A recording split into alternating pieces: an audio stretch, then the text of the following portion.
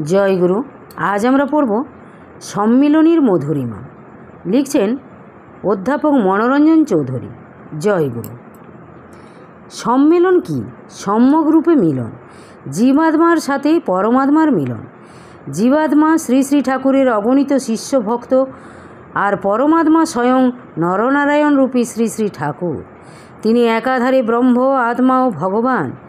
আজ হতে প্রায় শতাব্দীকাল পূর্বে বাংলার এক নির্বিকল্প সমাধিবুদ্ধিত নবীন সন্ন্যাসী জগতের বুকে আধ্যাত্মিক অঙ্গনে এক অভিনব স্মৃতিবহ ইতিহাস সৃষ্টি করেন।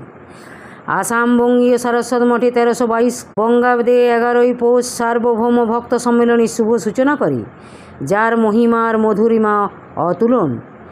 প্রায় শতবর্ষ ধরে তা শিষ্য ভক্তদের অন্তরের মণিকোঠায় আনন্দ হিল্লোলের এক অতলস্পর্শী অনুরাগ সৃষ্টি করে আসছে। তিনি দৃপ্ত কণ্ঠে ঘোষণা করেছিলেন, জগতে আর যদি আমি কিছু না করে যেতাম, তবুও এই সম্মিলনই আমার স্মৃতি রেখে যেত। তিনি আরও বলেছিলেন, আমার অন্তরঙ্গ ভক্ত শিষ্যগণ জানে যে আমি বড়দিনের বন্ধে এক এক স্থানে ভক্ত সম্মিলনী দেখতে চাই। শতকার্য পরিত্যাগ করিয়া ইহাতে যোগদান করিবা। ইহাতে মঠের গৌরব প্রতিষ্ঠা ও জগতের মঙ্গল হইবে। দৈব দুর্ঘটনা ব্যতীত আশা করি আমার এ আদেশ সাগ্রহে পালিত হইবে। গৃহী সন্ন্যাসী সবাই বৎসরে একবার মিলিত হয়ে পরস্পর ভাব বিনিময় দ্বারা আধ্যাত্মিক চেতনায় সুপ্রতিষ্ঠিত এবং সংঘশক্তির প্রতিষ্ঠা ও আদর্শ জীবন ভাবনায় উদ্বুদ্ধ ও আত্মনিয়োগ করাই সম্মিলনের উদ্দেশ্য। শ্রী শ্রী ঠাকুর স্থূল ও সূক্ষ্ম দেহে সম্মেলনে উপস্থিত থেকে মহানন্দে বিভোর হয়ে কৃপা করুণা আর আশীর্বাদ দানে সবাইকে বাধিত করেন। কৃপাময় ঠাকুরের এই সম্মিলনের নাম শিষ্য সম্মিলনী নয়, ভক্ত সম্মিলনী। দীক্ষা নিয়ে শিষ্য হওয়া যায়, কিন্তু ভক্ত হওয়া বড় কঠিন। আমরা দেখেছি, দীক্ষা না নিলেও তার অগণিত অনুরাগী ছিলেন, যারা তাকে তার নির্দেশিত মত এবং পথকে গভীর ভক্তি ও শ্রদ্ধার পরশে সিক্ত করে জীবনযাত্রা নির্বাহ করতেন। তারা ছিলেন তার ভক্ত।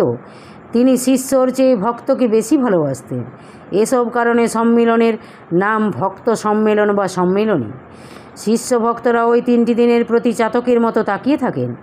কখন দিনের দয়াল ঠাকুরের মোহনবাসী সুললিত সুর শুনবে, আর যমুনা পুলিনে শ্রীকৃষ্ণের বংশীধ্বনির সুরেলা নিনাদে বৃন্দাবনের গোপবালাদের মতো বৃন্দাবনের নিপবন সদৃশ সম্মেলনে ছুটে আসবে তাদের প্রাণের দেবতাকে দেখার জন্য, তার মধুমাখা প্রাণ আকুল করা সুর শোনার জন্য। প্রতি বৎসর শুধু উভয় বাংলা নয়, বিহার, উড়িষ্যা, মেঘালয়, মিজোরাম, অরুণাচল প্রদেশ, নাগাল্যান্ড ও ভারতের বিভিন্ন প্রদেশ হতে সম্মেলনে পাড়ি জমান। 3টি দিন আপন মনের মাধুরী মিশিয়ে ঐকান্তিক ভক্তি ও ভাবের আতিশয্যে উৎকর্ণ হয়ে শোনেন শ্রী শ্রী ঠাকুরের কথা। বক্তারা বাংলা, হিন্দি, উড়িয়া, অসমিয়া, এমনকি ইংরাজি ভাষাতেও তাদের অনুভূতির প্রকাশ ঘটান। সম্মেলন শেষে অফুরন্ত আনন্দের ফল্গুধারার আমেজ নিয়ে আবার সংসার অঙ্গনে ফিরে যান। বছর শেষে পুনরাগমনায় চ সম্মেলনান্তে আবার অন্তর হয় বিষাদগ্রস্ত। আবার কবে আসবেন হৃদয় দেবতার অমীয় সুধার পীযুষধারা পান করতে? কারণ একটা বৎসরে সংসার অঙ্গনের বহু ঘাত প্রতিঘাতে অনেক ললিত বাণীর মর্মকথা বিস্মৃতির অতলে তলিয়ে যায়। সম্মেলনে উপস্থিত থাকলে এবং মন প্রাণের দ্বার উন্মোচন করে নিবিষ্ট মনের ঠাকুরের কথা শুনলে প্রতি বৎসর নতুন আঙ্গিকে ঠাকুরকে উপলব্ধি করা যায়। মনে হয় যেন গোলাপের সুবাস গত বছর যা পেয়েছি, এবারও যেন আরও বেশি পাচ্ছি।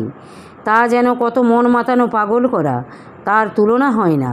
এ যেন চন্দনের গন্ধ, যা বারবার হৃদয় দ্বারে মাখতে ইচ্ছে জাগে। তাই প্রতিবারে মনে হয়, যা দেখেছি, যা পেয়েছি, তুলনা তার নাই। প্রসঙ্গক্রমে 2008 সালের 94তম মানুষ মুড়িয়া ভক্ত সম্মেলনের কিছু বিদগ্ধ আলোচকের মর্মকথা উদাহরণ হিসাবে তুলে ধরছি। চলমান বিশ্ব দৈনন্দিন ছোট হয়ে আসছে। আমরা গৃহে বসে বিশ্বের দৈনন্দিন কর্মপ্রবাহ উপলব্ধি করতে পারি, জনগণের সাথে ঘনিষ্ঠ যোগাযোগ রাখতে পারি একমাত্র টেলিভিশন ও ইন্টারনেটের কল্যাণে। তদ্রূপ আমরা কৃপাময় ঠাকুরের সাথেও আহরহ যোগাযোগ রাখতে পারি অকৃত্রিম শক্তি ও বিশ্বাসের আবেশে। যেমন 16 নাম 32 অক্ষর বা 4 অক্ষরের এক জাদুকরী ভাষা। তা কি? তা হচ্ছে হরে কৃষ্ণ কৃষ্ণ কৃষ্ণ হরে হরে, হরে রাম রাম রাম হরে হরে। অথবা জয় গুরু জয় গুরু জয় গুরু, তারক ব্রহ্ম মহানাম। সম্মেলনের শেষ দিন সকালে মহিলা সভা জনৈক বিদুষী গুরুবোন শ্রীগুরুর মহিমা ব্যাখ্যা করতে গিয়ে বলেন, গুরুর মহিমা অপার। গোলাপ যেমন ফুলের রাজা, কিন্তু গায়ে তার অসংখ্য কাঁটা। তার সৌন্দর্য আর গন্ধ মনোলোভা, গন্ধে মন প্রাণ ভরে দেয়। তেমনি দীক্ষা নিয়ে তার কাছে মন প্রাণ নিয়োজিত করলে তদ্রূপ আনন্দ পাওয়া যায়। অনাবিল শান্তির আশ্রয়স্থল শ্রীগুরুর ভজন চিন্তন। চন্দন কাঠ শুষ্ক, কিন্তু জলে ভিজিয়ে শিলায় ঘষলে মিষ্টি সুবাসে চারিদিক আমোদিত করে। দীক্ষান্তে শ্রীগুরুর সেবা আনন্দের ফল্গুধারা জাগিয়ে তোলে চিত্তলোকে। তার বাণী রোমন্থনের প্রবৃত্তি জাগায় মনে। বেদ, পুরাণ, স্মৃতি, শাস্ত্র, ভাগবত, রামায়ণ, মহাভারত, গীতা, চণ্ডী প্রভৃতি ধর্মগ্রন্থ পড়ে প্রভূত জ্ঞান অর্জন করা যায়। এতে শ্রোতা বা পাঠকের তৃপ্তি থাকলেও আত্মার মুক্তি হয় না। একমাত্র শ্রীগুরুর চরণার্থী হয়ে তার শ্রীপাদ পদ্মে মন প্রাণ সঁপে দিলে পূর্ণ তৃপ্তি, পূর্ণানন্দ ও অচিরে আত্মার মুক্তি এবং জনম মরণের গতাগতি রোধ করা যায়। নিত্যধামে নিত্যানন্দে বিভোর হওয়া যায়। মহিলা সঙ্গের এক অপ্রত্যাশিত ঘটনা। শ্রী শ্রী ঠাকুর প্রথম মহিলা পরিচালিত মহিলা সভা প্রবর্তন করে জগতের তথা ধর্মজগতে এক অবিস্মরণীয় কীর্তি স্থাপন করেন। 1337 বঙ্গাব্দে কুমিল্লা ময়নামতি সম্মেলনে শ্রী শ্রী ঠাকুর মহিলা সভা প্রবর্তন করে। চট্টগ্রামের সীতা দেবীকে সভানেত্রী করেছিলেন। এবার মহিলা সভায় মহান্ত মহারাজ স্বামী জ্যোতির্ময়ানন্দ সরস্বতী বক্তৃতা দিতে উঠে অপ্রত্যাশিতভাবে এক সময় ডুকরে ডুকরে কেঁদে ওঠেন। তার মহাভাব হলো সামনে বছর এরূপ মাতৃসম্মেলনে তিনি হয়তো আর থাকবেন না। মৃত্যুর হিমশীতল পরশে ঠাকুর চরণে লীন হয়ে যাবেন। তার সাথে সভায় উপস্থিত সমস্ত মাতৃমণ্ডলী সে কান্নায় সামিল হন। সভাস্থল কান্নার কলরোলে ভারী হয়ে ওঠে। এক অভিনব মর্মস্পর্শী দৃশ্য। মিনিট 5 পর শান্ত হয়ে তিনি বক্তৃতা শুরু করেন। তিনি বলেন, পানা ভর্তি পুকুর ঘাটে পানা সরিয়ে এক ঘটি জল নিয়ে পেছন ফিরে দেখি সে স্থান আবার পানায় ভর্তি হয়ে গেছে। তদ্রূপ সম্মিলনী হতে সংসার সমারঙ্গনের বৈষয়িক আমলে ডুবে সম্মিলনীর অনেক স্মৃতি মধুরিমা বিস্মৃতির অতলে তলিয়ে যায়। এই জন্য প্রতি বৎসর সম্মেলনে আসার মধুর আহ্বান শ্রী শ্রী ঠাকুরের। প্রসঙ্গক্রমে শ্রী শ্রী ঠাকুরের চিঠির একাংশ তুলে ধরছি। এবার বগুড়ায় ভক্ত সম্মিলনী সম্পূর্ণরূপে অনুষ্ঠিত হইয়াছে। এক সন্দ্বীপ ব্যতীত বাংলার সকল জেলার ভক্তই যোগদান করিয়াছিল। সন্দ্বীপে শিক্ষিত ভক্ত কম নহে, অথচ কেহ আসিল না, আশ্চর্য বটে।